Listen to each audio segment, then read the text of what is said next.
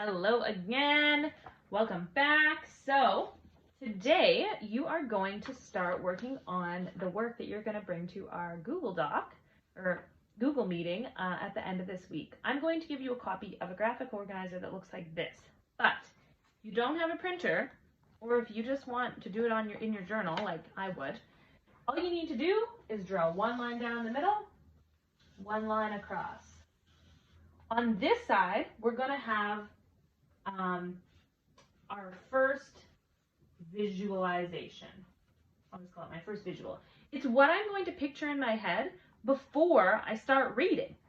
And then back here, I'm going to have my changed visualization. This is the visualization that I now have in my head that I've learned new information. So I will show you how this would work.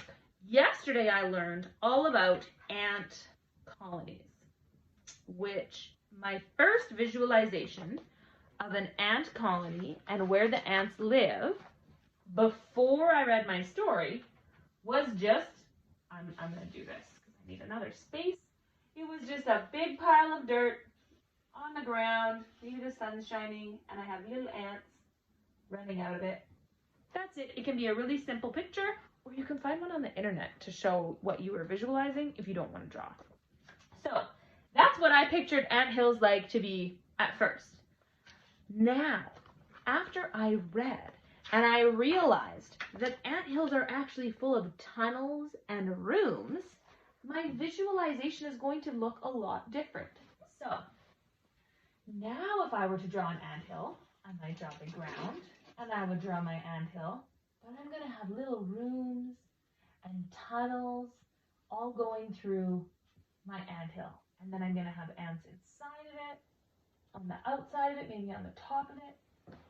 Because my visualization has changed because I learned new things. Let's practice it with one more page and then I'll hand it over to you. So, ants. When I was reading this book, I opened to this page and I had a picture of an ant in my head. So when I picture an ant, I pictured it like this, with legs and a head, and usually it had a butt because it kind of has three parts, and that's about it. That's how I pictured what my ant looked like. But after reading this page, it says ants with wings. A few ants in the colony have wings. Some are females, some are males. Ants with wings fly out of the nest. They start new colonies. Well, now that I've learned something new, it's changed my visualization of what an ant looks like. Now when I visualize an ant, I'm going to draw it with wings. And I might draw it flying away from the colony over here with rooms and tunnels in it, because those are the ants that fly away to go start new colonies. So I've learned a whole bunch about ants, and it's changed how I visualize things in my mind.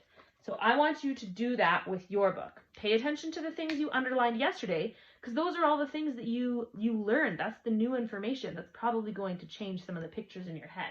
So use this page or just draw it simple, a chart on your piece of paper like I did. And make sure you're using whatever book that you are reading this week. See you tomorrow.